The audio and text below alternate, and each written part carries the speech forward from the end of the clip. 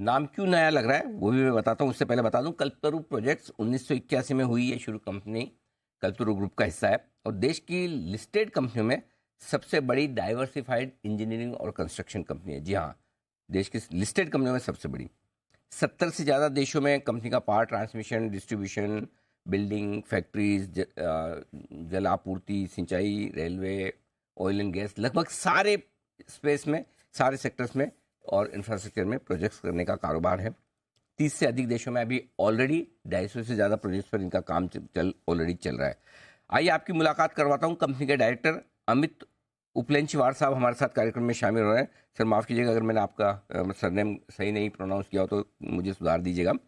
बता दूं आपके बारे में, मैकेनिकल इंजीनियरिंग में आपने बैचलर्स की डिग्री हासिल की है और नीदरलैंड से आपने एमबीए की डिग्री भी ली है शिपिंग मरीन इंजीनियरिंग में, और आपने नीदरलैंड से और साथ ही मुंबई में भी आपने पोस्ट डिप्लोमा पढ़ाई भी की है।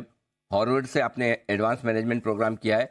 एनर्जी, लॉजिस्टिक, इंफ्रास्ट्रक्चर, ईपीसी, ये सारी जो इंडस्ट्रीज है उसमें सर का 25 साल से ज़्यादा का लंबा गहरा अनुभव है। बहुत बहुत स्वागत है अमित जी आपका। सबसे पहले जो मैं बता रहा हूँ लोगों की शायद कंपनी का नाम ज़्यादा सुना ना हो, उसकी वजह है कि कंपनी का नाम पहले हुआ करता था कल्पतरु पावर ट्रांसमिशन और अब कंपनी ने नाम अपना बदल कर किया है कल्पतरु प्रोजेक्ट्स इंटरनेशनल। तो अमित जी सबसे पहले तो ये समझाएं सर नाम बदलने की वजह। Anil ji, thank you very much. First, आप मुझे इनवाइट किया आपने आपके शो पे। एक्चुअली हम लोगों की कंपनी शुरुआत हमारी पावर ट्रांसमिशन से हुई थी और इसलिए उसका नाम कल्पतरु पावर ट्रांसमिशन था। हमारी एक सब्सिडरी और भी थी जिसका नाम जेएमसी प्रोजेक्ट्स था, जो कि सिविल ओरिएंटेड बिजनेस करती थी, और हमने इन दोनों कंपनियों को मर्ज करके अपनी करेक्ट बिजनेस लाइंस को दर्शाने की कोशिश की है। और इसलिए हमने अपना नाम किसी एक सेक्टर को दर्शाते नहीं रखते हुए जनरल कॉन्ट्रैक्टिंग की तरफ जाते हुए, जो कि हमारा इस वक्त प्रोफाइल है, इसलिए हमने उसको कल्पतरु प्रोजेक्ट्स और इंटरनेशनल, बिकॉज हमारा ऑलमोस्ट इस वक्त 40% जो ऑर्डर बुक है वो बाहर है और ये रुख कंटिन्यू रहेगा। इसलिए इंटरनेशनल जोड़ना जरूरी है ताकि हमारे दर्शकों को ये पता चले कि ये ट्रूली इंटरनेशनल कंपनी है। जैसे आपने कहा 70 देशों में आज प्रेजेंट है और इसलिए इसका नाम कल्पतरु प्रोजेक्ट्स इंटरनेशनल रखा गया। वंडरफुल, बहुत बढ़िया सर, नाइस। अच्छा, जो वित्त वर्ष 2023 के आंकड़े में देख रहा था आपका रेवेन्यू 16,000 करोड़ के पार पहुंचा है। सर ये लाइफ टाइम हाई है या हाल ही के सालों का सबसे हाईएस्ट?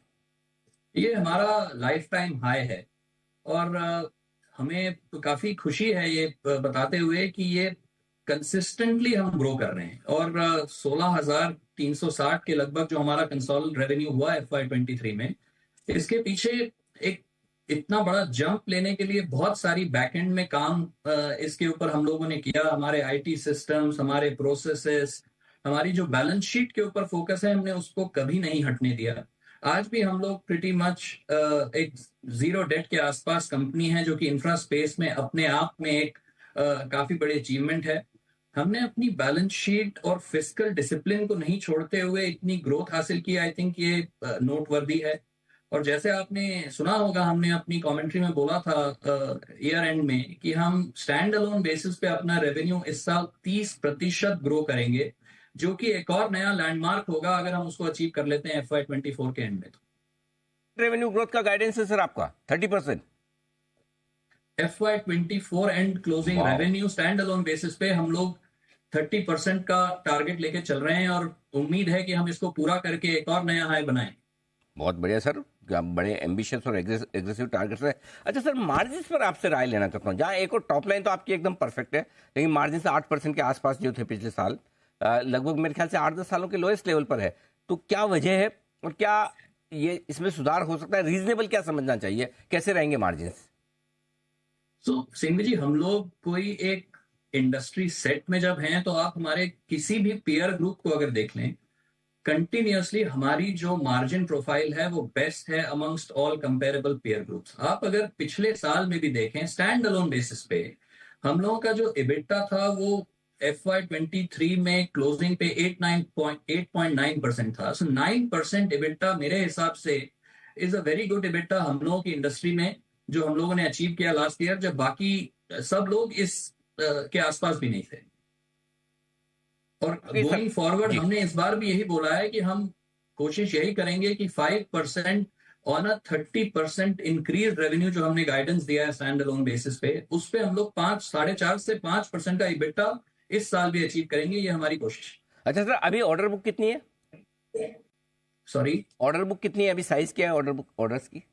तो हमारी ऑर्डर बुक FY23 क्लोजिंग पे लगभग L1 मिला के 50,000 करोड़ थी, और अभी तक हम लोग ऑलरेडी 2 महीने में close to 4,000 crore order declare कर चुके हैं, और L1 है कुछ उतने ही 4-5 हजार करोड़ प्रोजेक्ट्स में। तो हमारा जो गाइडेंस है 26,000 करोड़ का पूरे साल का, होपफुली हम लोग उस नंबर को अचीव कर लेंगे bye the end of FY24। अच्छा सर, ये बताओ कि आपकी 70 देशों में प्रेजेंस है, सब जगह प्रोजेक्ट चल रहे हैं, बाहर का क्या हाल है? इंडिया में तो ग्रोथ बहुत स्ट्रांग है, और आपको ग्रोथ कहाँ ज्यादा दिख रही है, भारतीय बिजनेस में या विदेशों में?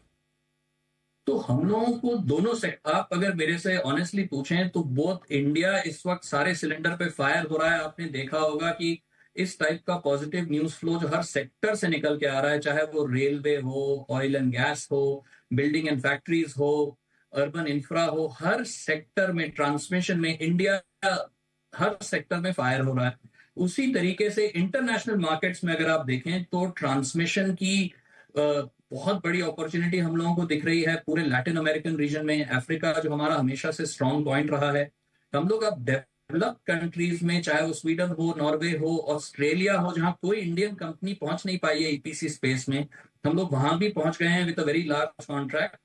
तो हम लोगों को लगता है कि हम लोगों का हेज बहुत सही है, क्योंकि हम कहीं भी एक ज्योग्राफी में ओवरवेट नहीं है, और हम लोगों के प्रोजेक्ट जो ज्यादातर सिर्फ ट्रांसमिशन में इंटरनेशनल में हुआ करते थे, जो हमारी स्ट्रैटेजी पिछले 3-4 साल से रही है कि बाकी सेक्टर्स को भी डाइवर्सिफाई करें इंटरनेशनली, वो अब उसका हम लोगों को फल देखने को मिल रहा है। हम लोग अभी सेशल्स में भारत का दूतावास बना रहे हैं, हम मालदीव्स में हवाई अड्डा बना रहे हैं, हम नए सेगमेंट्स में इंडिया में पहुंच रहे हैं। आज हम एक बहुत बड़ा आंकड़ा केंद्र 30 मेगावाट का साउथ में बना रहे हैं फॉर अ फॉरेन कंपनी, जो कि 30 मेगावाट का एक बहुत बड़ा डेटा सेंटर है।